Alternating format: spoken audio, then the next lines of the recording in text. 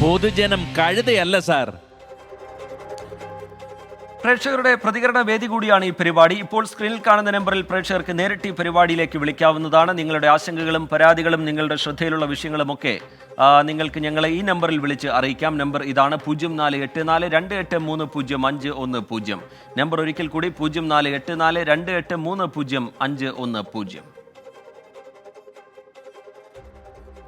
ഇനി റിപ്പോർട്ടുകളിലേക്ക് കടക്കുകയാണ്. MT വാസുദേവൻ നായർക്ക് പിന്നാലെ ഭരണകൂട വിമർശനവുമായി സാഹിത്യകാരൻ M. മുകുന്ദൻ. കിരീടങ്ങൾ വാഴുന്ന കാലത്താണ് നാം ജീവിക്കുന്നതെന്ന് പറഞ്ഞ അദ്ദേഹം അധികാരികൾ വിമർശനങ്ങളെ സഹിഷ്ണുതയോടെ നേരിടുന്നില്ല എന്നും കുറ്റപ്പെടുത്തി. അധികാരത്തിന്റെ രുചിയറിഞ്ഞ് സിംഹാസനങ്ങളിൽ ഇരിക്കുന്നവർ അവിടെ നിന്ന് ഒഴിഞ്ഞു പോകണമെന്നും M. മുകുന്ദൻ പറഞ്ഞു. കേരള ലിറ്ററേച്ചർ ഫെസ്റ്റിവൽ വേദിയിലായിരുന്നു M. മുകുന്ദന്റെ രൂക്ഷ വിമർശനം. രാഷ്ട്രീയ പ്രവർത്തനം അധികാരത്തിലെത്താനുള്ള അംഗീകൃത മാർഗമായി മാറിയെന്നായിരുന്നു മുഖ്യമന്ത്രിയെ വേദിയിലിരുത്തിയുള്ള MTയുടെ വിമർശനം. M. മുകുന്ദന്റെ വാക്കുകളിലുമുള്ളത് സമാന ചിന്ത.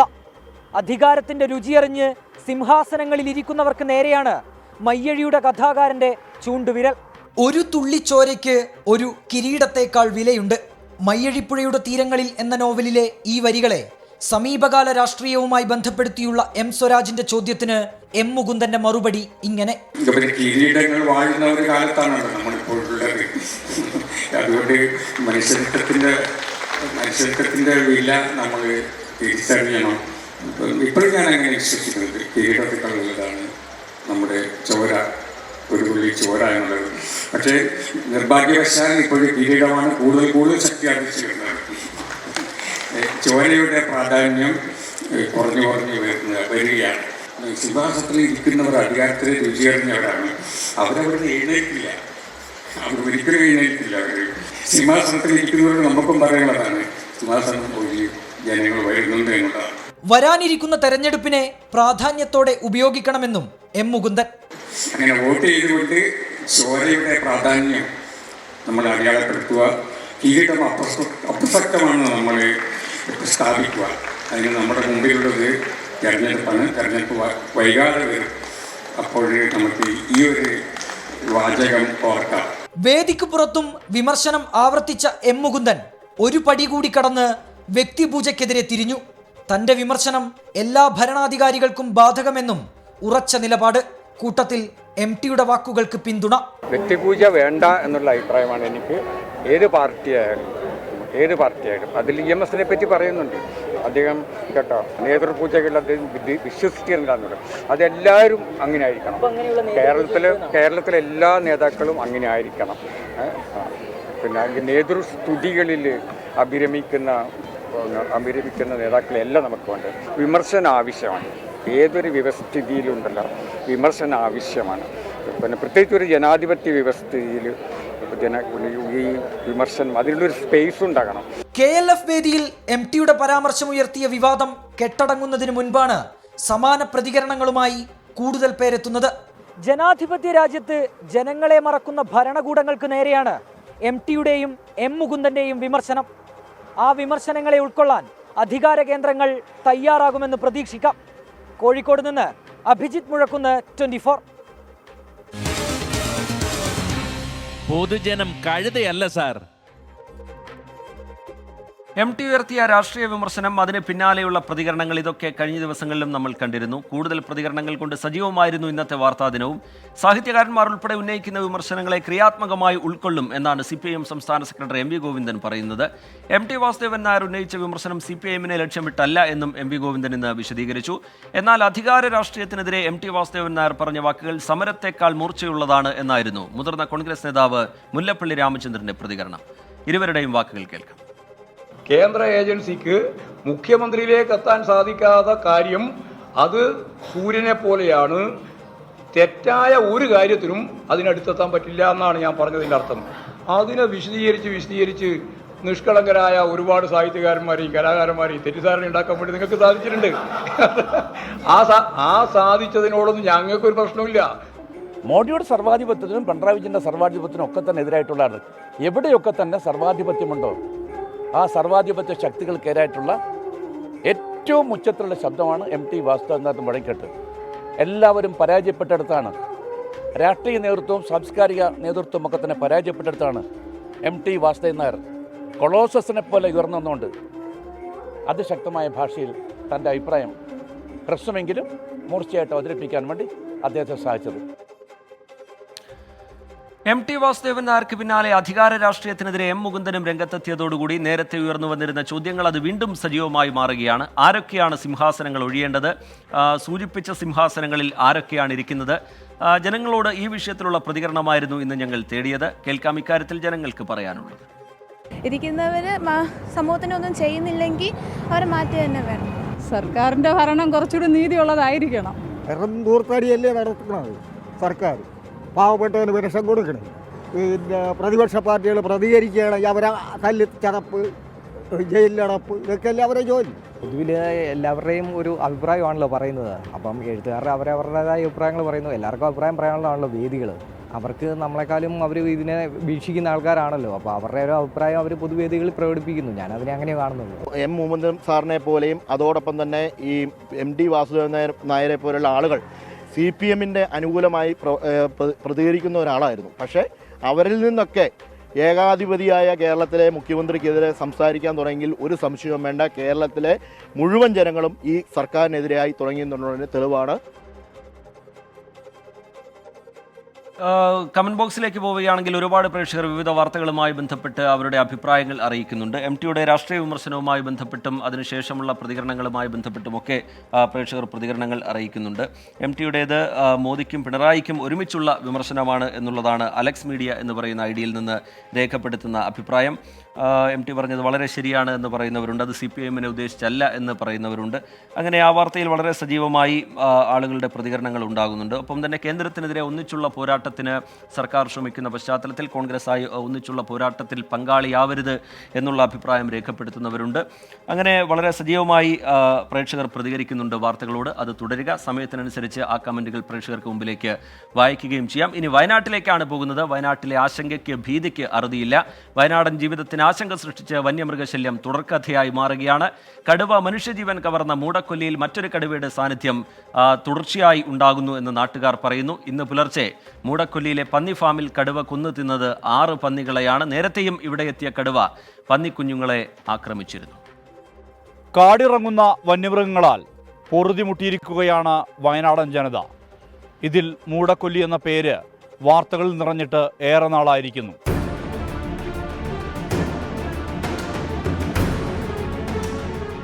തീർത്തും അശാന്തമാണ് മൂടക്കൊല്ലി. വനമേഖലയോട് ചേർന്ന് കിടക്കുന്ന ഗ്രാമം. പ്രജീഷ് എന്ന കർഷകന്റെ ജീവൻ കടുവ അപഹരിച്ച ഭൂപ്രദേശം. ഇവിടെയാണ് മറ്റൊരു കടുവ അലോസരം സൃഷ്ടിക്കുന്നത്. വയനാട് വൈൽഡ് ലൈഫിലെ പെൺകടുവയാണിത്. വനംവകുപ്പ് നൽകിയ നാമം WWL39 ടൈഗർ. പുലർച്ചെ 2 മണിക്ക് ശേഷമാണ് ശ്രീനേഷ്, ശ്രീജിത്ത് എന്നിവരുടെ പന്നി ഫാമിൽ വീണ്ടും കടുവയെത്തിയത്. 6 പന്നികളെ കൊന്നു തിന്നു. ഒരെണ്ണത്തെ ചത്തനിലയിൽ ഫാമിനുള്ളിൽ കണ്ടെത്തി. പന്നികളുടെ ജഡാവശിഷ്ടങ്ങൾ സമീപത്ത് നടത്തിയ തെരച്ചിലിൽ കണ്ടെത്തി. കടുവയുടെ കാൽപ്പാടുകളും പതിഞ്ഞിട്ടുണ്ട്. കഴിഞ്ഞ പ്രാവശ്യം പിടിച്ച അതേ കൂട്ടിൽ നിന്നും 7ഓളം പന്നികളെ കാണാനില്ല. അപ്പം ഞങ്ങൾ പുറത്തിറങ്ങി നോക്കുമ്പോൾ അതിലെ കാൽപ്പാടുകൾ കാണുന്നുണ്ട്. അതിനെ പിന്തുടർന്ന് ഞങ്ങൾ ഫോറസ്റ്റിൻ്റെ ഇതിൽ ചെന്ന് നോക്കുമ്പോൾ അവിടെ അതിൻ്റെ അവശിഷ്ടങ്ങൾ, എല്ലാത്തിൻ്റെയും തലകളും കാര്യങ്ങളും ബാക്കി മുഴുവനായിട്ട് അത് ഭക്ഷിച്ചിട്ടുണ്ട്. ഒറ്റ രാത്രി 2 മണി വരെ നമ്മളൊരു ക്യാമറ വെച്ചിരുന്നു, അത് പ്രവർത്തിച്ചിരുന്നു. 2 മണി കഴിഞ്ഞിട്ട് എൻ്റെ ചാർജ് തീർന്നു പോയിട്ട് അത് ഓഫായി പോയതാണ്. 2 മണിക്ക് ശേഷമാണ് വന്ന് ഇതിനെ പിടിച്ചിട്ടുള്ളത്. കഴിഞ്ഞ 6-ാം തീയതി ഫാമിൽ നിന്ന് 21 പന്നിക്കുഞ്ഞുങ്ങളെ കടുവ പിടികൂടിയിരുന്നു. തുടർന്ന് വനംവകുപ്പ് ആടിനെ ഇരയായി വെച്ച് തൊട്ടടുത്ത് കൂട് സ്ഥാപിച്ചെങ്കിലും കടുവയെ പിടികൂടാൻ കഴിഞ്ഞിട്ടില്ല.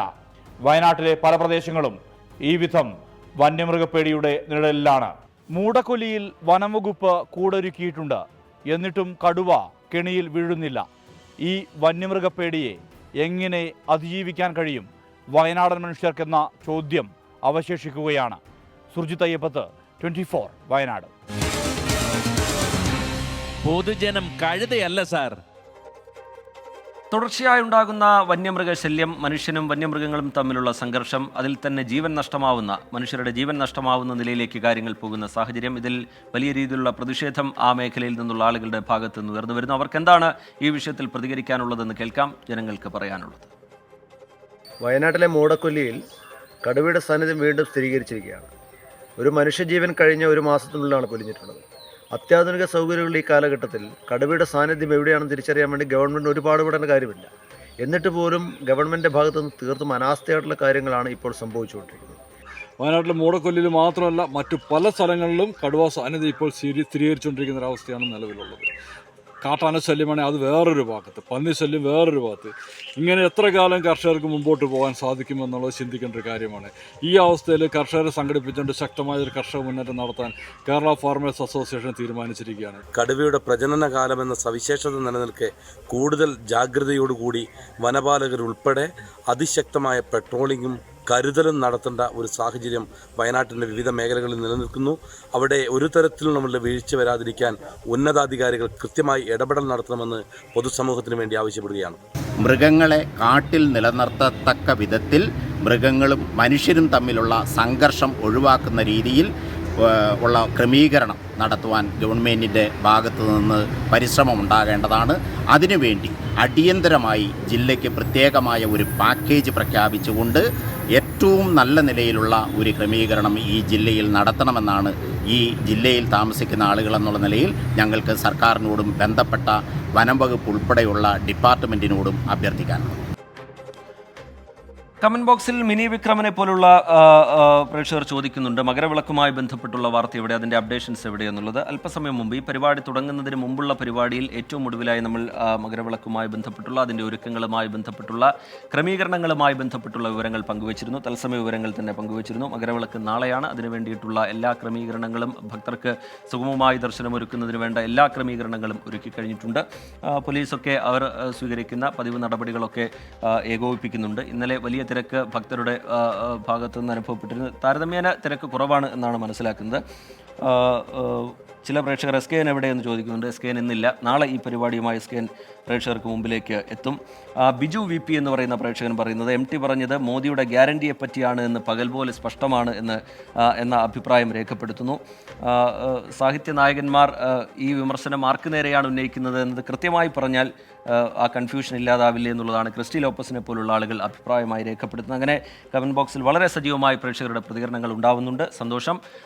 അടുത്ത റിപ്പോർട്ടിലേക്ക് പോവുകയാണ്. ആലുവ നഗരസഭയുടെ അലംഭാവം മൂലം സംസ്ഥാന സർക്കാർ അനുവദിച്ച ഹോമിയോ ഡിസ്പെൻസറിയുടെ പ്രവർത്തനം ആരംഭിക്കാൻ വൈകുന്നതിൽ വലിയ രീതിയിലുള്ള പ്രതിഷേധം ഉയരുകയാണ്.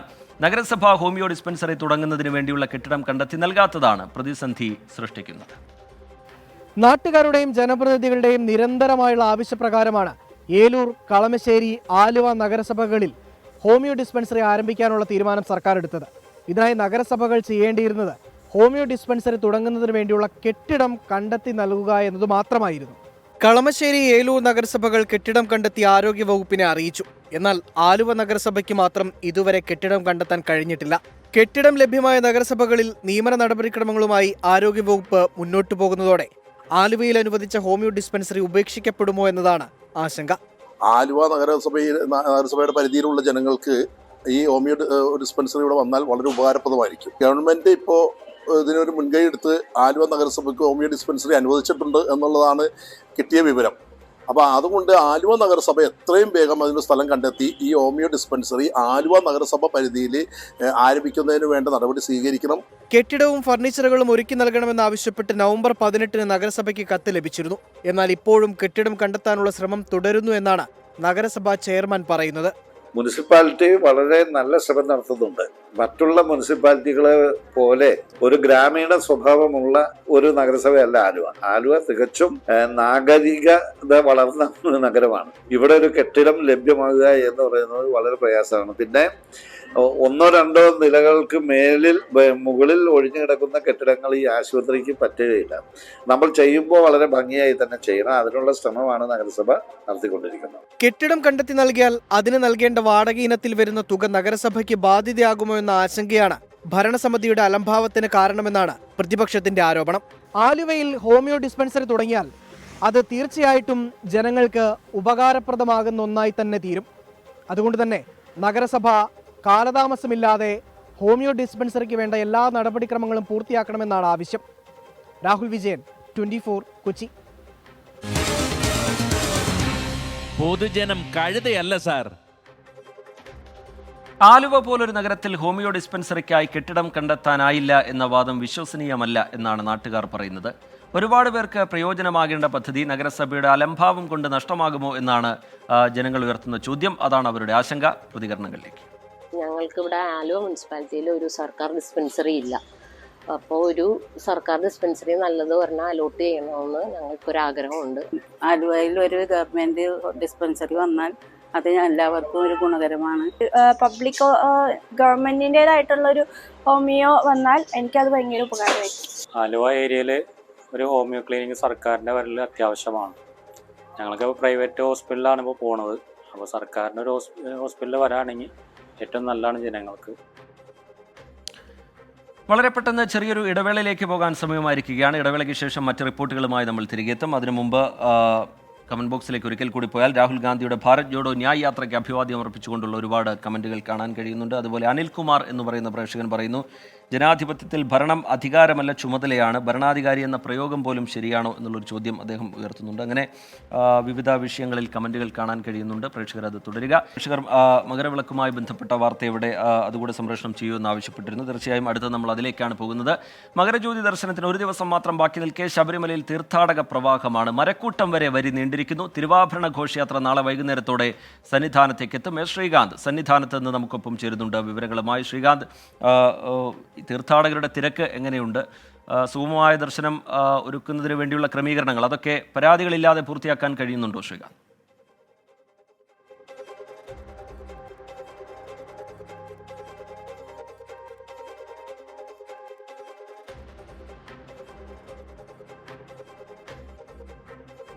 മകരജ്യോതി ദർശനത്തിന് ഇനി ഒരു ദിവസം മാത്രമാണ് ബാക്കിയുള്ളത്. ശബരിമലയിൽ വലിയ തീർത്ഥാടക തിരക്ക് തന്നെ അനുഭവപ്പെടുന്നുണ്ട് എന്നാണ് നമ്മൾ മനസ്സിലാക്കുന്നത്. മരക്കൂട്ടം വരെ വരി നീണ്ടിട്ടുണ്ട്. തിരുവാഭരണ ഘോഷയാത്ര നാളെ വൈകുന്നേരത്തോടെയാണ് സന്നിധാനത്തേക്ക് എത്താൻ പോകുന്നത്. ഭക്തിസാന്ദ്രമായ അന്തരീക്ഷത്തിലാണ് സന്നിധാനമുള്ളത്. ശ്രീകാന്ത് സന്നിധാനത്ത് നിന്ന് വിവരങ്ങളുമായി ചേരുന്നുണ്ട്. ശ്രീകാന്ത്, വിവരങ്ങൾ എന്താണ്? ക്രമീകരണങ്ങളെല്ലാം ഒരുക്കങ്ങളെല്ലാം പൂർത്തിയായി കഴിഞ്ഞിട്ടുണ്ട്. തീർത്ഥാടകരുടെ തിരക്ക് എങ്ങനെയുണ്ട്? പരാതികളൊന്നുമില്ലാതെ ക്രമീകരണങ്ങളൊക്കെ പൂർത്തിയാക്കാൻ കഴിയുന്നില്ലേ ശ്രീകാന്ത്? തീർത്ഥാടകരുടെ തിരക്ക് നേരത്തെ ഉള്ളതിനെ അപേക്ഷിച്ച് വളരെ കൂടുന്നു എന്നുള്ളതാണ് പുറത്തു വരുന്ന വിവരം. ഏതാണ്ട് മരക്കൂട്ടം വരെ തീർത്ഥാടകരുടെ നീണ്ട നിര രൂപപ്പെട്ടിട്ടുണ്ട് എന്നുള്ളതാണ് ലഭ്യമാകുന്ന വിവരം. സന്നിധാനത്തേക്ക് എത്തുന്ന തീർത്ഥാടകരുടെ എണ്ണത്തിൽ വലിയ തോതിൽ കൂടുതൽ വന്നിട്ടുണ്ട്. പർണശാലകൾ കെട്ടി ഈ 10 വ്യൂ പോയിന്റുകൾ തിരിച്ചിട്ടുണ്ട് നാളെ മകരജ്യോതി ദർശനത്തിനായി. അതിനുവേണ്ടി പർണശാലകൾ കെട്ടി ഈ 10 വ്യൂ പോയിന്റുകളിലും നിലവിൽ ഭക്തജനങ്ങൾ തിങ്ങിക്കൂടി തന്നെയാണ് ഉള്ളത്. ഇന്നലെ മുതൽ ചെറിയ ചില സാങ്കേതിക തടസ്സങ്ങളുണ്ട്. അല്പസമയത്തിനകം തന്നെ ശ്രീകാന്തിലേക്ക് തിരികെ എത്താം എന്ന് കരുതുന്നു. മകരവിളക്ക് ദർശനത്തിനായി ഒരു ദിവസം മാത്രമാണ് ഇനി ബാക്കിയുള്ളത്. ശബരിമലയിലേക്ക് തീർത്ഥാടകരുടെ പ്രവാഹമാണ്. ഓരോ മണിക്കൂറിലും തീർത്ഥാടകരുടെ എണ്ണം കൂടിക്കൊണ്ടിരിക്കുന്നു എന്നാണ് നമ്മൾ മനസ്സിലാക്കുന്നത്. ശ്രീകാന്ത് തുടരുന്നുണ്ട്. ശ്രീകാന്ത് തുടരാം. ശ്രീകാന്ത്, ഞാൻ നേരത്തെ ചൂണ്ടിക്കാണിച്ചതുപോലെ ഈ പാണ്ടിത്താവളത്തടക്കം പർണശാലകൾ കെട്ടി ഇന്നലെ മുതൽ തന്നെ നൂറുകണക്കിന് തീർത്ഥാടകർ ഈ സന്നിധാനത്ത് തമ്പടിച്ചിട്ടുണ്ട്. അവരെല്ലാം നാളത്തെ മകരജ്യോതി ദർശനം കണ്ട് തിരുവാഭരണം ചാർത്തിയുള്ള ഭഗവാൻ ശ്രീ അയ്യപ്പൻ്റെ തിരുസ്വരൂപം കണ്ട ശേഷം മാത്രമേ ഇവിടം വിട്ട് ഈ സന്നിധാനം വിട്ട് പോവുകയുള്ളൂ. നിലവിലിപ്പോൾ നാളത്തെ ഒരു ദിവസത്തിന് വേണ്ടിയുള്ള കാത്തിരിപ്പിലാണ്. നാളെ ലാഹയിൽ നിന്നും ആരംഭിക്കുന്ന തിരുവാഭരണ ഘോഷയാത്ര വൈകുന്നേരത്തോടുകൂടി സന്നിധാനത്തെത്തും. ഈ കൊടിമരച്ചുവട്ടിൽ തിരുവാഭരണം സ്വീകരിച്ച് നേരെ സോപാനത്തേക്ക് കൊണ്ടുപോകും. അവിടെ പൊന്നമ്പലവാസന് തിരുവാഭരണം ചാർത്തിയുള്ള ദീപാരാധന നടക്കും. ആ ദീപാരാധന കണ്ട് തൊഴാനാണ് ഇക്കണ്ട ഭക്തജന സഹസ്രം ഇവിടെ സന്നിധാനത്ത് തമ്പടിക്കുന്നത്.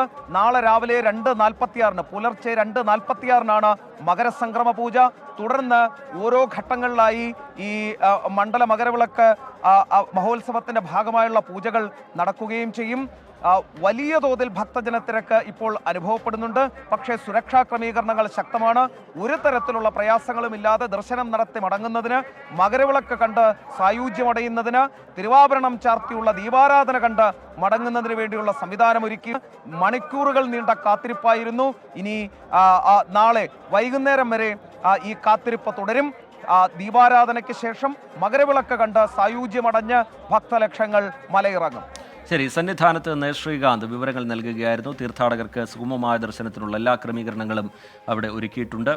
വലിയ രീതിയിലുള്ള തിരക്ക് തന്നെ പൊതുവെ അനുഭവപ്പെടുന്നുണ്ട്. ശ്രീകാന്ത് സന്നിധാനത്ത് നിന്ന് വിവരങ്ങൾ നൽകുകയായിരുന്നു. അടുത്ത റിപ്പോർട്ടിലേക്ക് പോയാൽ, മുറിച്ചുവിറ്റ തോട്ടം ഭൂമി വാങ്ങിയതിൽ കുമളി പഞ്ചായത്തിന് തിരിച്ചടി. തോട്ടം ഭൂമി വാങ്ങാൻ ഉപയോഗിച്ച 6.39 കോടി രൂപ സംസ്ഥാന ധനകാര്യ ഓഡിറ്റ് വിഭാഗം നിരാകരിച്ചു. പാഴ്ചെലവായി ഉപയോഗിച്ച തുക മെമ്പർമാരിൽ നിന്നും അന്നത്തെ സെക്രട്ടറിയിൽ നിന്നും ഈടാക്കണമെന്നും നിർദ്ദേശം.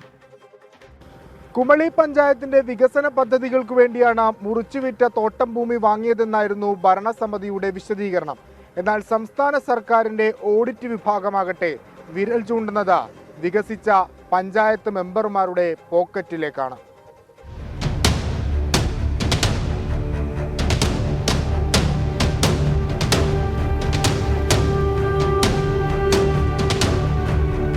വികസന പ്രവർത്തനങ്ങൾക്കാണ് ചുരക്കുളം എസ്റ്റേറ്റിൽ നിന്ന് അനധികൃതമായി മുറിച്ചുവിറ്റ 5 ഏക്കർ കുമളി പഞ്ചായത്ത് കോടികൾ മുടക്കി വാങ്ങിയത്. തോട്ടഭൂമിയാണെന്നറിഞ്ഞുകൊണ്ട് സ്ഥലം വാങ്ങാൻ പഞ്ചായത്ത് തീരുമാനിച്ചതാണ് പ്രധാന നിയമലംഘനം. സർക്കാർ അനുമതി വാങ്ങണമെന്ന ചട്ടവും പാലിച്ചില്ല. ഭൂമി വാങ്ങിയതിൽ അടിമുടി ക്രമക്കേടുണ്ടെന്നാണ് ഓഡിറ്റ് വിഭാഗത്തിന്റെ കണ്ടെത്തൽ. മിനി സ്റ്റേഡിയം, ബഡ് സ്കൂൾ തുടങ്ങിയവ നിർമ്മിക്കാനാണ് തോട്ടം ഭൂമി വാങ്ങിയത്. ചരിവുള്ള ഭൂതലമായതിനാൽ ഇത്തരം നിർമ്മിതികൾ സാധ്യമല്ല. ഭൂമിക്ക് വില നിശ്ചയിച്ചത് മാനദണ്ഡങ്ങൾ പാലിക്കാതെയാണെന്നും റിപ്പോർട്ടിലുണ്ട്. വിജിലൻസ് അന്വേഷണം പുരോഗമിക്കുകയാണ്.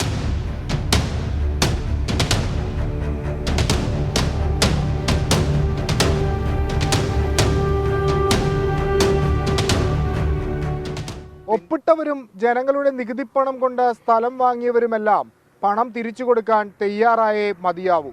തീർന്നില്ല, ഉപ്പ് തിന്നവർ വെള്ളം കുടിക്കണം. നിയമ നടപടി കൂടി നേരിടേണ്ടി വരും. ഇടുക്കിയിൽ നിന്ന് വിഷ്ണു സുരേഷ്, 24.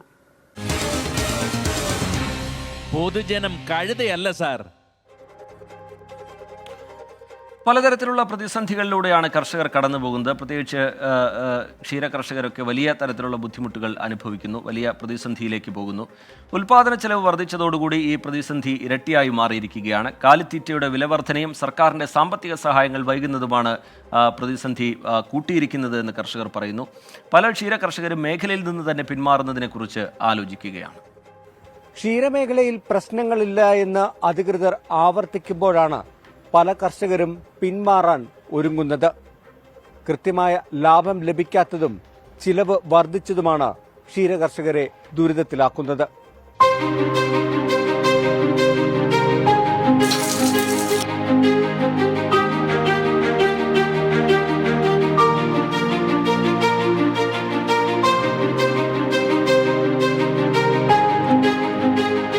പാലിന് വരെ ഇതുപോലെ വിലയാ, എങ്ങനെ മുന്നോട്ട് പോകും?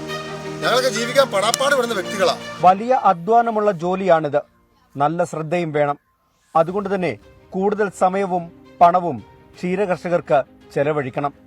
എന്നാൽ ഇത്രയും കഷ്ടപ്പാട് സഹിച്ച് മുന്നോട്ട് പോകുമ്പോഴും പ്രതിഫലം വളരെ തുച്ഛമാണ്. കഴിഞ്ഞ വർഷത്തെ കണക്കനുസരിച്ച് 10% പാല് കുറഞ്ഞുപോയി. അതായത് 10% കർഷകർ വിട്ടുപോയി എന്നാണ് അതിന്റെ ഒരു അർത്ഥം. ഇക്കൊല്ലത്തെ കണക്കെടുത്തപ്പോഴേ 14% കർഷകർ പോയെന്നുള്ളതാണ്. ഗ്രാമപഞ്ചായത്തുകളും ബ്ലോക്ക് പഞ്ചായത്തും ജില്ലാ പഞ്ചായത്തെല്ലാം നമ്മളെ സഹായിക്കുന്നുണ്ട് എന്ന് പറഞ്ഞാലും ഈ ബ്ലോക്ക് ഇതിൽ നിന്ന് ആൾക്കാർ എന്തുകൊണ്ട് പിന്മാറുന്നു, അതിനെപ്പറ്റി പഠിക്കാൻ ഒരു സമിതിയെ വെക്കുവോ, അല്ലെങ്കിൽ അത് എന്തുകൊണ്ട് പിന്മാറുന്നു. അപ്പൊ ഈ മേഖല ലാഭകരമല്ല എന്നുള്ളതാണ് അതിന്റെ അർത്ഥം. പശുവിന് കൊടുക്കുന്ന കാലിത്തീറ്റ മുതൽ പുല്ലിന് വരെ വില വർദ്ധിച്ചു. ചികിത്സയ്ക്കും മറ്റുമായി വേറെയും തുക കണ്ടെത്തണം. എന്നാൽ ഒരു പശുവിൽ നിന്നും പ്രതിദിനം ലഭിക്കുന്ന ലാഭമാകട്ടെ 150 രൂപ മുതൽ 200 രൂപ വരെ മാത്രം. ഇതുകൊണ്ട് യാതൊരു ലാഭവും ഇല്ല. കാലിത്തീറ്റയ്ക്ക് വില കൂടുതൽ. ഞങ്ങൾക്ക് കേന്ദ്രത്തിൽ നിന്ന് തരാമെന്ന് പറഞ്ഞ് ഇൻസെന്റീവ് തന്നിട്ടില്ല. ഒരു പ്രാവശ്യം മാത്രമേ തന്നിട്ടുള്ളൂ. പക്ഷെ ഞങ്ങൾക്ക് തരണം. ഞങ്ങൾക്ക് അത് കിട്ടിയാൽ മതിയാവുള്ളൂ. പിന്നെ ഓക്കയ്ക്ക് വില കുറയ്ക്കണം. ഈ ഇത്രയും വലിയ വിലയിൽ ഞങ്ങൾക്ക് പാലിന് അതിനനുസരിച്ചുള്ള തുക കിട്ടുന്നില്ല. അപ്പൊ ഞങ്ങൾക്ക് ഇൻസെന്റീവ് കൂട്ടി തരണം. കാലിത്തീറ്റയുടെ വില കുറയ്ക്കുകയും ചെയ്യണം. പ്രതിസന്ധി രൂക്ഷമായിട്ടും സർക്കാർ സഹായങ്ങൾ ഇപ്പോഴും അകലെയാണ്. സമഗ്ര ഇൻഷുറൻസ് പദ്ധതി അടക്കം നല്ല രീതിയിൽ നടപ്പാക്കാൻ സർക്കാർ തയ്യാറാകണമെന്നാണ് കർഷകർ ആവശ്യപ്പെടുന്നത്. ഇൻസെന്റീവുകളും സബ്സിഡികളും കൃത്യമായി ലഭിച്ചാൽ മേഖലയിൽ പിടിച്ചു നിൽക്കാൻ സാധിക്കുമെന്നാണ് ക്ഷീരകർഷകർ പറയുന്നത്. അതുകൊണ്ട് തന്നെ അടിയന്തര ഇടപെടലാണ് ആവശ്യം. ക്യാമറ പേഴ്സൺ ഷിബിൻ ബഷീറിനൊപ്പം ടോബി ജോൺസൺ, 24. പൊതുജനം കഴുതയല്ല സാർ. പശു വളർത്തൽ ലാഭകരമാക്കുന്നതിൻ്റെ ഏറ്റവും പ്രധാനപ്പെട്ട നിർണായകമായ ഘടകമാണ് പാൽ ഉൽപാദനത്തിൻ്റെ ചെലവ്. കഴിഞ്ഞ 2 വർഷത്തിനിടെ ചെലവ് താങ്ങാനാകാത്തതിനാൽ ഈ മേഖലയിൽ നിന്ന് വിട്ടുപോയ ചെറുകിട കർഷകർ നിരവധിയാണ്. ചെലവേറിയ കാലിത്തീറ്റയെ ആശ്രയിച്ചുള്ള പശുപരിപാലനമാണ് പ്രതിസന്ധി കൂട്ടുന്നത് എന്ന് കർഷകർ പറയുന്നു. എന്താണ് ഈ വിഷയത്തിൽ കർഷകർക്ക് പറയാനുള്ളതെന്ന് കേൾക്കാം പ്രതികരണങ്ങളിലേക്ക്. 40 വർഷമായിട്ട് ഇത് ചെയ്തുകൊണ്ടിരിക്കുകയായിരുന്നു. ഇപ്പോൾ ആകെപ്പാടെ കുഴഞ്ഞിട്ട് ഇപ്പോൾ പരിപാടി നിർത്താൻ പോവുക. ഉണ്ടായ സ്ഥലവും കൂടെ വിറ്റ് പശു കൊടുത്തി ഈ ചാണകം ആർക്കും വേണ്ട. പാല് കൊടുത്ത വിലയില്ല. ഓക്കയ്ക്ക് ഭയങ്കര വില. ഇപ്പം രക്ഷയില്ല ആകെപ്പാടെ. ഇപ്പം ആത്മഹത്യ ചെയ്യേണ്ട രക്ഷ കാണുന്നത്. ഓക്കയ്ക്ക് ഭയങ്കര വില. പാലിന് വില കുറവ് കിട്ടുന്നത്, ചെലവ് കൂടുതലാണ്. ഇപ്പം ഞങ്ങളിത് കച്ചിയും 450 രൂപ ഒരു കെട്ട് കച്ചിക്ക് ഇവിടെ വരണമെങ്കിൽ 450 രൂപയും കൊടുത്ത് വെള്ളം ഇപ്പം പറ്റുക. വെള്ളം പറ്റിക്കഴിഞ്ഞാൽ ഒരു ജാറ് വെള്ളം അടിക്കുന്നതിന് 1000 രൂപ കൊടുക്കണം. അങ്ങനെ വളർത്തിട്ട് ഞങ്ങൾക്ക് എന്നാ കിട്ടാനത്? നമുക്ക് കിട്ടാനുള്ള ഇൻസെന്റീവ് കിട്ടണം. അല്ല ഒരു ഭാഗവും ഇല്ല. ഞങ്ങൾ ഇവിടെ കൊണ്ട് പരിപാടി നിർത്താൻ പോവാണ്. ഒരു 10-12 പശു ഉണ്ടായിരുന്ന വീടാണ്. ഇപ്പം 2 പശുവേ ഉള്ളൂ. ഞാൻ വിദേശത്തെ ജോലി നിർത്തിയിട്ട് ഇപ്പം ഇവിടെ വന്ന് ഇത് ഫാം തുടങ്ങാനുള്ള പരിപാടി. പക്ഷെ ഈ കണക്കാണെന്നുണ്ടെങ്കിൽ തുടങ്ങാൻ പറ്റില്ല. മന്ത്രി ഇൻസെന്റീവ് പ്രഖ്യാപിച്ചിട്ടുണ്ട് നിയമസഭയിൽ. പക്ഷെ ഇത് കിട്ടിയിട്ടില്ല. ഒരു തവണയാണ് ഇതുവരെ കിട്ടിയിരിക്കുന്നത്. ഈ രീതിക്ക് പോയി കഴിഞ്ഞു കഴിഞ്ഞാൽ കാർഷികത്തിലെ ക്ഷീരകർഷകരാരും നടത്തത്തില്ല. ഓക്കയ്ക്ക് വില കൂടുതലാണ്. അതുകൊണ്ടൊക്കെ ഞങ്ങൾ അഡ്ജസ്റ്റ് ചെയ്ത് പോവുക. അത്രേ ഉള്ളൂ. വലിയ ലാഭമൊന്നുമില്ല. ഏറ്റവും ഒടുവിലായി പുറത്തുവരുന്ന ഒരു വാർത്ത കൂടി പ്രേക്ഷകരെ അറിയിക്കാം, പ്രേക്ഷകരോട് സൂചിപ്പിക്കാം. സത്താർ പന്തല്ലൂരിൻ്റെ വിവാദ പ്രസംഗം പ്രേക്ഷകർക്ക് ഓർമ്മയുണ്ടാകും. സത്താർ പന്തല്ലൂരിൻ്റെ കൈവെട്ട് പ്രസംഗത്തിനെതിരെ ജിഫ്രി മുത്തുക്കോയ തങ്ങൾ രംഗത്ത് വന്നിരിക്കുന്നു. ആവേശവും വികാരവും ഉണ്ടായാൽ എന്തും വിളിച്ചു പറയുന്ന നിലയിലേക്ക് പോകരുത് എന്നാണ് ജിഫ്രി മുത്തുക്കോയ തങ്ങൾ പറയുന്നത്. പ്രസംഗത്തിൽ വാക്കുകൾ ഉപയോഗിക്കുമ്പോൾ ശ്രദ്ധിക്കണം. ജനങ്ങൾക്ക് വെറുപ്പും വിരോധവും ഉണ്ടാക്കുന്ന വാക്കുകൾ ഉപയോഗിക്കാൻ പാടില്ല എന്നാണ് അതുമായി ബന്ധപ്പെട്ട് ജിഫ്രി മുത്തുക്കോയ തങ്ങൾ നിലപാട് വ്യക്തമാക്കുന്നത്. അടുത്ത റിപ്പോർട്ട് മലപ്പുറത്ത് നിന്നാണ്. മലപ്പുറം പെരുവള്ളൂർ കമ്മ്യൂണിറ്റി ഹെൽത്ത് സെന്ററിൽ ആവശ്യത്തിന് ഡോക്ടേഴ്സും ജീവനക്കാരും ഇല്ലാത്തത് ജനങ്ങളെ ദുരിതത്തിലാക്കുന്നു. പ്രൈമറി ഹെൽത്ത് സെന്ററിൽ നിന്നും കമ്മ്യൂണിറ്റി ഹെൽത്ത് സെന്ററാക്കി ഉയർത്തിയെങ്കിലും ആശുപത്രിയിലെ മാറ്റം കേവലം ബോർഡിൽ മാത്രമായി ഒതുങ്ങിയെന്നാണ് നാട്ടുകാരുടെ പരാതി. ഇവിടെ ആകെയുള്ളത് 2 സ്റ്റാഫ് ഡോക്ടേഴ്സ്, ഓരോ നഴ്സ്, ലാബ് ടെക്നീഷ്യൻ, ഫാർമസിസ്റ്റ് വീതമാണുള്ളത്. ഇതിൻ്റെ പേരാണ് പെരുവള്ളൂർ CHC. ദിനം പ്രതി 700-ലധികം ആളുകളാണ് ചികിത്സക്കായി ഇവിടെ എത്തുന്നത്. കിടത്തി ചികിത്സ നടത്തണമെങ്കിൽ ചുരുങ്ങിയത് 5 ഡോക്ടർമാരെങ്കിലും വേണം. ആനുപാതികമായി സ്റ്റാഫ് നഴ്സ്, ഫാർമസിസ്റ്റ് എന്നിവർ വേറെയും വേണം. എന്നാൽ ഇവിടെ OP നോക്കാനുള്ള ജീവനക്കാരെ പോലും ഇതുവരെ നിയമിച്ചിട്ടില്ല. 2 വർഷം മുൻപ് ആരംഭിച്ച ഐസൊലേഷൻ വാർഡിന്റെ നിർമ്മാണവും പാതി വഴിയിലാണ്. നിലവിൽ 1 ഏക്കറിലാണ് ആശുപത്രി സ്ഥിതി ചെയ്യുന്നത്. 2020-ൽ കൂടുതൽ നഴ്സുമാരെ അനുവദിച്ചപ്പോൾ കിടത്തി ചികിത്സ ആരംഭിച്ചിരുന്നു. എന്നാൽ ദിവസങ്ങൾക്കകം അതും നിലച്ചു. ഇപ്പോൾ പെരുവള്ളൂരുകാർക്ക് കിടത്തി ചികിത്സ ലഭിക്കണമെങ്കിൽ സ്വകാര്യ ആശുപത്രിയെയോ അല്ലെങ്കിൽ കിലോമീറ്ററുകൾക്കപ്പുറത്തുള്ള സർക്കാർ ആശുപത്രിയെയോ ആശ്രയിക്കണം. പ്രശ്നം പരിഹരിക്കണമെന്നാവശ്യപ്പെട്ട് പെരുവള്ളൂർ പഞ്ചായത്തിലെ ജനപ്രതിനിധികൾ ആശുപത്രിക്ക് മുൻപിൽ കുത്തിയിരിപ്പ് സമരം നടത്തി. രോഗികൾക്ക് മുന്നേ ആദ്യം ചികിത്സ വേണ്ടത് ആശുപത്രിക്കാണ്. നല്ല ചികിത്സക്കായി കിലോമീറ്ററുകൾ താണ്ടി യാത്ര ചെയ്യുക എന്നുള്ളത് പാവപ്പെട്ട രോഗികൾക്ക് അത്ര നിസ്സാരമല്ല. പൊതുജനത്തെ ഇങ്ങനെ പ്രയാസപ്പെടുത്തരുത്. ക്യാമറമാൻ മുഹമ്മദ് അർഷക്കിനൊപ്പം സമീർ ബിൻ കരീം, 24 മലപ്പുറം. പൊതുജനം കഴുതയല്ല സാർ. കമ്മ്യൂണിറ്റി ഹെൽത്ത് സെന്ററാക്കി ഉയർത്തിയപ്പോൾ ജനങ്ങൾക്ക് ഒരുപാട് പ്രതീക്ഷകൾ ഉണ്ടായിരുന്നു. പക്ഷേ ആ പ്രതീക്ഷയ്ക്കൊത്ത് നടപടികൾ ഉയർന്നില്ല എന്നുള്ളതാണ്. അത് വേദനാജനകമാണ്, പ്രതിഷേധാർഹമാണ്. ജനങ്ങൾക്ക് എന്താണ് ആ വിഷയത്തിൽ പറയാനുള്ളത് എന്ന് കേൾക്കാം പ്രതികരണങ്ങളിലേക്ക്. ഏകദേശം ഒരു 700-750 രോഗികളോ ചികിത്സകൾ വരുന്നുണ്ട്. അപ്പോൾ അതിനുള്ള ആ രോഗികൾക്ക് മരുന്ന് കൊടുക്കാനും ആ രോഗികളെ പരിശോധിക്കാനുള്ള ഡോക്ടർമാരോ അല്ലെങ്കിൽ സ്റ്റാഫും ഹോസ്പിറ്റലിലില്ല. അപ്പോൾ ഒരുപാട് കാലമായിട്ട് ഞങ്ങൾ മുറവിളി കൂട്ടുന്നതാണ്. ഒരു കിടത്തി ചികിത്സ അതൊക്കെ ഗവൺമെൻറ്റിൻ്റെ മുമ്പിൽ അവതരിപ്പിച്ചതാണ്. DMOൻ്റെ മുമ്പിലും അതുപോലെ തന്നെ മന്ത്രിൻ്റെ മുമ്പിലും ഒക്കെ. അതിലിടക്കാണ് ഇപ്പോൾ നമുക്ക് ഈ ഹോസ്പിറ്റലിൽ ഒരു ഐസൊലേഷൻ വാർഡ് എന്ന് പറഞ്ഞ ഒരു സംവിധാനം, അത് സർക്കാർ നേരിട്ട് കോൺട്രാക്റ്റ് കൊടുത്ത് അത് ഇപ്പം ഏകദേശം ഒരു വർഷത്തോളമായി അതിൻ്റെ പണി പകുതി വഴിയിൽ എത്തിച്ച് നിൽക്കുകയാണ്. ഒരു ഐസൊലേഷൻ വാർഡ് ഉണ്ടായിരുന്നു. ഗവൺമെൻറ് തലത്തിൽ ഗവൺമെൻറ് തന്നെ നേരിട്ട് കരാർ കൊടുത്ത പരിപാടിയായിരുന്നു. അതിൻ്റെ കരാറുകാരൻ അത് ഇട്ടേച്ച് പോയി എന്നുള്ളതാണ്. അതിൻ്റെ പീരീഡും കഴിഞ്ഞു എന്നാണ് ഇപ്പോൾ നമുക്കറിയാൻ കഴിഞ്ഞത്.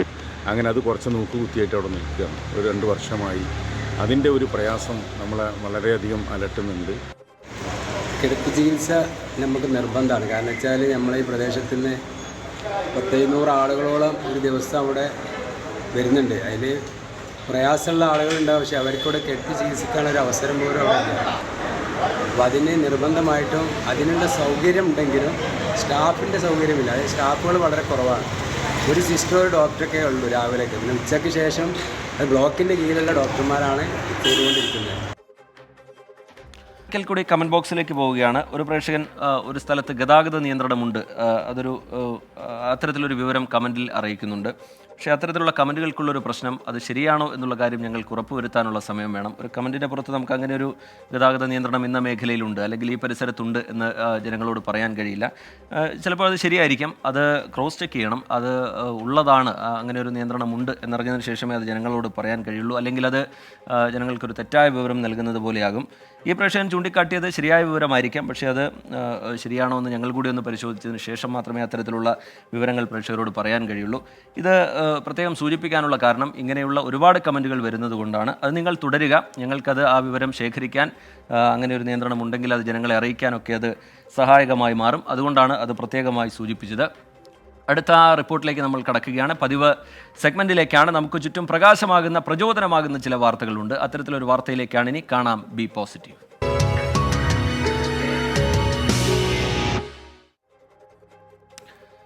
കഴിഞ്ഞ വർഷം വരൾച്ചയുടെ അതികാഠിന്യം അനുഭവിച്ച ജില്ലയാണ് കാസർഗോഡ്. ദുരിതകാലത്തിന്റെ ഓർമ്മപ്പെടുത്തലായി ജില്ലയിലെ ഭൂരിഭാഗം പുഴകളും ജലാശയങ്ങളും വറ്റിവരണ്ടു തുടങ്ങി.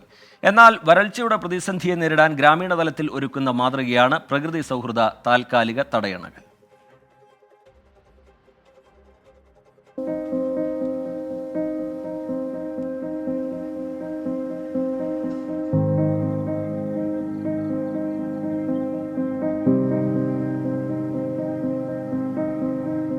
കാലം തെറ്റിപ്പെയ്തൊരു മഴയൊഴിച്ചാൽ പതിവിനും നേരത്തെയാണ് കാസർകോട്ടെ വരണ്ട കാഴ്ചകൾ. കിഴക്കെന്നോ തെക്കെന്നോ വ്യത്യാസമില്ലാതെ വരൾച്ച വ്യാപിക്കുമെന്നുറപ്പ്.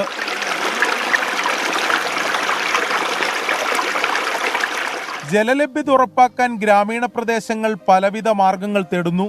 അത്തരം പ്രവർത്തനങ്ങളിൽ മാതൃകയാവുകയാണ് കോടോംബേളൂർ പഞ്ചായത്ത്.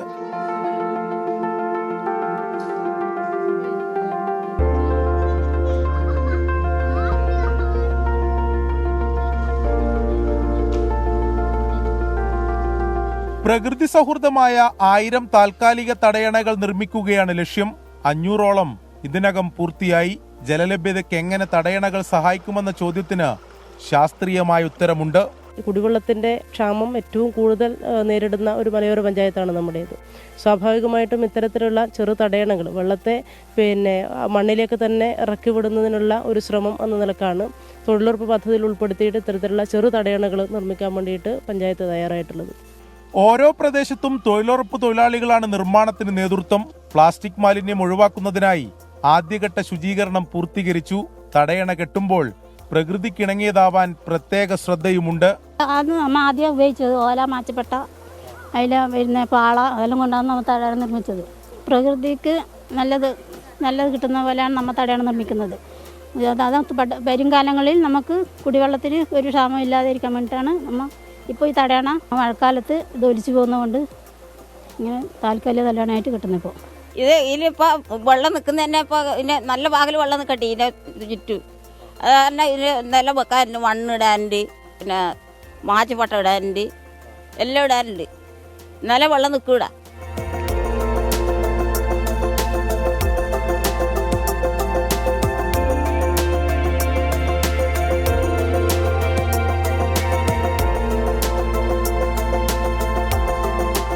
വരാനിരിക്കുന്ന വരൾച്ചക്കാലത്തെ അതിജീവിക്കാനുള്ള ഗ്രാമീണ കരുതലാണ് ഈ കണ്ട കാഴ്ച.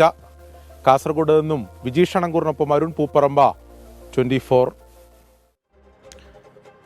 നേരത്തെ ഞാൻ സൂചിപ്പിച്ച വാർത്തയുടെ വിശദാംശങ്ങളിലേക്കാണ് ഇനി പോകുന്നത്. സത്താർ പന്തല്ലൂരിന്റെ കൈവെട്ട് പ്രസംഗത്തെ തള്ളി സമസ്ത പ്രസിഡന്റ് ജിഫ്രി മുത്തുക്കോയ തങ്ങൾ. ആവേശവും വികാരവും ഉണ്ടായാൽ എന്തും വിളിച്ചു പറയരുത്. പ്രസംഗത്തിൽ വാക്കുകൾ ഉപയോഗിക്കുമ്പോൾ ശ്രദ്ധിക്കണം. ജനങ്ങൾക്ക് വെറുപ്പും വിരോധവും ഉണ്ടാക്കുന്ന വാക്കുകൾ ഉപയോഗിക്കാൻ പാടില്ല എന്നും ജിഫ്രി മുത്തുക്കോയ തങ്ങൾ പറയുന്നു. അദ്ദേഹത്തിന്റെ വാക്കുകളിലേക്ക്. സ്ഥാപനത്തിനെ വളർത്താൻ ആവശ്യമാവുന്ന സ്വഭാവ ഗുണങ്ങളൊക്കെ സ്വീകരിച്ചു കൊണ്ടിട്ട് ഈ രാജ്യത്തിലേക്കും ഈ രാജ്യത്തുള്ള നന്മകളൊക്കെ നിലനിർത്താനുള്ള പ്രവർത്തനങ്ങൾ നിങ്ങളിൽ നിന്നുണ്ടാവണം. ഇവിടുത്തെ സൗഹാർദ്ദം വളർത്താനുള്ളതായ പ്രവർത്തനങ്ങൾ നിങ്ങളിൽ നിന്നുണ്ടാവണം. നിങ്ങളെ പ്രസംഗങ്ങൾ നിങ്ങൾ ശ്രദ്ധിക്കണം. നിങ്ങൾ പ്രസംഗിക്കുമ്പോൾ പ്രസംഗത്തിലുള്ള വാക്കുകൾ നിങ്ങൾ ഉപയോഗിക്കുമ്പോൾ നിങ്ങൾ ശ്രദ്ധിക്കണം. ആവേശവും വികാരമൊക്കെ ഉണ്ടാവുമ്പോൾ എന്തെങ്കിലും പറയല്ലേ വേണ്ടത്. നമ്മൾ പറയുന്ന ഓരോ വാക്കുകളും ശ്രദ്ധിച്ചുകൊണ്ടാവണം നമ്മൾ പറയേണ്ടത്. ഒരു മുഅ്മിന് ഉപയോഗിക്കാൻ പറ്റിയതായ വാക്കുകളാണ് നമ്മൾ ഉപയോഗിക്കേണ്ടത്. അരുൺ പൂപ്പറമ്പ കാസർഗോഡ് നിന്ന് വിവരങ്ങളുമായി ചേരുന്നുണ്ട്. അരുൺ, ഈ സത്താർ പന്തല്ലൂരിന്റെ വിവാദ പ്രസംഗം അതിനെ പൂർണ്ണമായി തള്ളുന്നു ജിഫ്രി മുത്തുക്കോയ തങ്ങൾ. അദ്ദേഹം പറയുന്നത് എന്താണ് അരുൺ? ഈജിത്ത് കാസർഗോഡ് പൈവളിയിൽ നടന്ന പയ്യക്കി ഉസ്താദ് അക്കാദമിയുടെ 2ാം വാർഷിക സമ്മേളനത്തിലാണ് സമസ്ത പ്രസിഡന്റ് ജിഫ്രി മുത്തുക്കോയ തങ്ങൾ ഇത്തരത്തിലൊരു പ്രതികരണം നടത്തിയത്. നമുക്കറിയാം, സത്താർ പന്തല്ലൂരിന്റെ കൈവെട്ട് പ്രസംഗം, പരാമർശം വലിയ തോതിൽ വിവാദമായിരുന്നു. അതിൽ കേസ് ഉൾപ്പെടെയുള്ള നിയമ നടപടി ഉൾപ്പെടെ ഉണ്ടാവുകയും ചെയ്തിരുന്നു. പൊതുവെ പൊതുസമൂഹത്തിനുൾപ്പെടെ വലിയ വിമർശനം അതിൽ ഉയരുകയും ചെയ്തിരുന്നു. അതിലാണ് പൂർണ്ണമായും തള്ളിക്കൊണ്ട് ഇപ്പോൾ സമസ്ത പ്രസിഡന്റ് തന്നെ രംഗത്ത് വരുന്നത്. പ്രസംഗിക്കുമ്പോൾ ആവേശവും വികാരവും ഉണ്ടായാൽ എന്തും വിളിച്ചു പറയരുത്. പ്രസംഗത്തിൽ വാക്കുകൾ ഉപയോഗിക്കുമ്പോൾ ശ്രദ്ധിക്കണമെന്നും ജനങ്ങൾക്ക് വെറുപ്പും വിരോധവും ഉണ്ടാക്കുന്ന വാക്കുകൾ ഒരിക്കലും ഉണ്ടാകാൻ പാടില്ല എന്ന് തന്നെയാണ് ജിഫ്രി മുത്തുക്കോയ തങ്ങൾ പറയുന്നത്.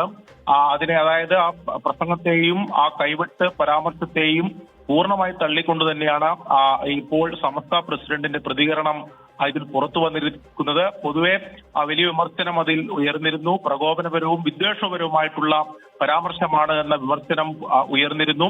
അതിന് പിന്നാലെയാണ് സമസ്ത പ്രസിഡന്റ് തന്നെ ആ പ്രസംഗത്തെ തള്ളി ഇപ്പോൾ രംഗത്ത് വരുന്നത്. ശരി, അരുൺ പൂപ്പറമ്പ കാസർഗോഡ് നിന്ന് വിവരങ്ങൾ നൽകുകയായിരുന്നു. സമൂഹമാധ്യമങ്ങളിൽ നടക്കുന്ന വ്യാജ പ്രചാരണങ്ങളുടെ വസ്തുത എന്താണെന്ന് പരിശോധിക്കുകയാണ് ഇനി. പതിവ് സെഗ്മെന്റിലേക്കാണ് ഇനി നമ്മൾ കടക്കുന്നത്. കാണാം വ്യാജൻ.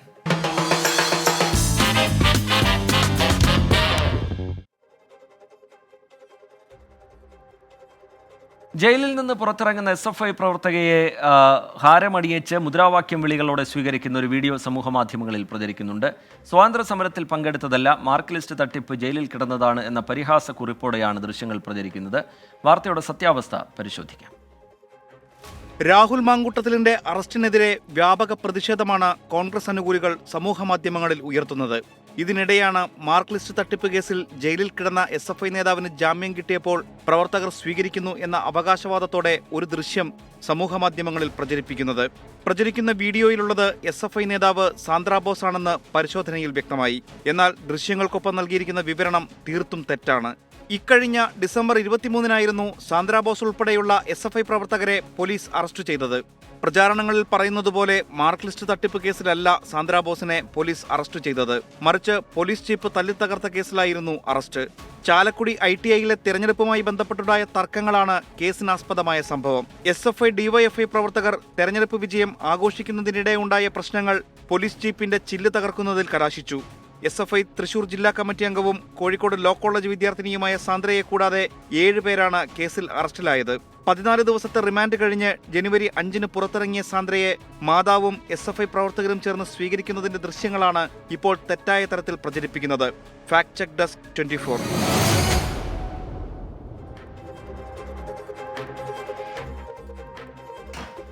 മുഖ്യമന്ത്രിയുടെ മകൾ വീണ വിജയന്റെ എക്സാലോജിക് കമ്പനിക്കെതിരെ കേന്ദ്ര കോർപ്പറേറ്റ് കാര്യ മന്ത്രാലയം മുൻപും നടപടിയെടുത്തു. ചട്ടങ്ങൾ പാലിക്കാതെ കമ്പനി പൂട്ടിയതിന് 2 ലക്ഷം രൂപയാണ് പിഴ ചുമത്തിയത്. എക്സാലോജിക് കമ്പനിയും ഡയറക്ടർ T വീണയും ഓരോ ₹1,00,000 വീതം അടയ്ക്കണം എന്ന ഉത്തരവിന്റെ പകർപ്പ് 24-ന് ലഭിച്ചു. അന്വേഷണം തെരഞ്ഞെടുപ്പ് രാഷ്ട്രീയത്തിന്റെ ഭാഗമാണെന്ന് CPIM സംസ്ഥാന സെക്രട്ടറി MV ഗോവിന്ദൻ ആരോപിച്ചു. എക്സാലോജിക് കമ്പനിയുടെ ചട്ടലംഘനത്തിന് കേന്ദ്ര കോർപ്പറേറ്റ് കാര്യ മന്ത്രാലയം മുൻപെടുത്ത നടപടിയുടെ ഉത്തരവാണിത്. 2021 ഫെബ്രുവരിയിലായിരുന്നു നടപടി. 2020 മാർച്ചിൽ കമ്പനി കാര്യ മന്ത്രാലയത്തെ അറിയിക്കാതെ എക്സാലോജിക് ഓഫീസ് അടച്ചുപൂട്ടി. പിന്നാലെ കേന്ദ്ര കോർപ്പറേറ്റ് കാര്യ മന്ത്രാലയം അന്വേഷണം നടത്തി. കോവിഡ് ആയതിനാൽ പൂട്ടിയെന്നായിരുന്നു കമ്പനി വിശദീകരണം. എന്നാൽ ചട്ടങ്ങൾ പാലിക്കാതെയാണ് കമ്പനി പൂട്ടിയതെന്ന് കണ്ടെത്തി. ഇതോടെ ₹1,00,000 കമ്പനിക്കും ₹1,00,000 മുഖ്യമന്ത്രിയുടെ മകൾ T വീണയ്ക്കും പിഴയിട്ടു. കമ്പനി നഷ്ടത്തിലായിരുന്നുവെന്ന കണക്കുകളാണ് സമർപ്പിച്ചിരുന്നത്.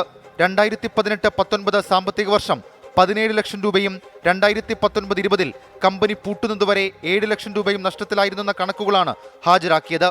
എക്സാലോജിക്കിനെതിരെയുള്ള പുതിയ അന്വേഷണത്തെ രാഷ്ട്രീയ വിഷയമാക്കി പ്രതിരോധിക്കുകയാണ് CPIM. ഇതിപ്പോൾ രാഷ്ട്രീയമായ ഒരു പകപോക്കലിൻ്റെ ഭാഗമായിട്ട് കേന്ദ്ര ഏജൻസികളെ ഉപയോഗപ്പെടുത്തി ഇന്ത്യയിലെ പ്രതിപക്ഷ രാഷ്ട്രീയ പാർട്ടികൾക്കെതിരായിട്ട് കടുത്ത രീതിയിലുള്ള നിലപാടുകൾ സ്വീകരിച്ചുകൊണ്ടിരിക്കുകയാണ്. അതിൽ കോൺഗ്രസ് എടുക്കുന്ന നിലപാടുകൾ സൂക്ഷ്മമായി പരിശോധിച്ചാൽ പല സ്ഥലത്തും നമുക്കെല്ലാം അറിയുന്നത് പോലെ അവസരവാദപരമായ നിലപാടാണ്. കേരളത്തിൽ CPIയുമായി അന്തർധാരയുണ്ടാക്കാനുള്ള BJP ശ്രമത്തിന്റെ ഭാഗമാണ് എക്സാലോജിക്കിനെതിരായ കേസെന്ന് കെ മുരളീധരൻ MPയും കുറ്റപ്പെടുത്തി. അത് കാരണം BJPക്ക് കേരളത്തെ MP വേണം. അത് ഒന്നോ രണ്ടോ എന്തായാലും ഒന്നെങ്കിലും വേണമെന്ന് അവർക്ക് നിർബന്ധമാണ്. അതിനവർ ഏത് വൃത്തികെട്ട കളിയും കളിക്കും. അതിൻ്റെ ഭാഗമായി CPMുമായിട്ടുള്ള ഒരു അന്തർധാരയ്ക്ക് ശ്രമിക്കും. മാസപ്പടി വിവാദവും എക്സാലോജിക്കിനെതിരെയുള്ള കേസും ലോക്സഭാ തെരഞ്ഞെടുപ്പിൽ സജീവ ചർച്ചാ വിഷയമാക്കാനാണ് കോൺഗ്രസിന്റെ തീരുമാനം. 24 തിരുവനന്തപുരം. പൊതുജനം കഴുതിയല്ല സാർ എന്ന പരിപാടിയുടെ സമയം പൂർത്തിയാവുകയാണ്.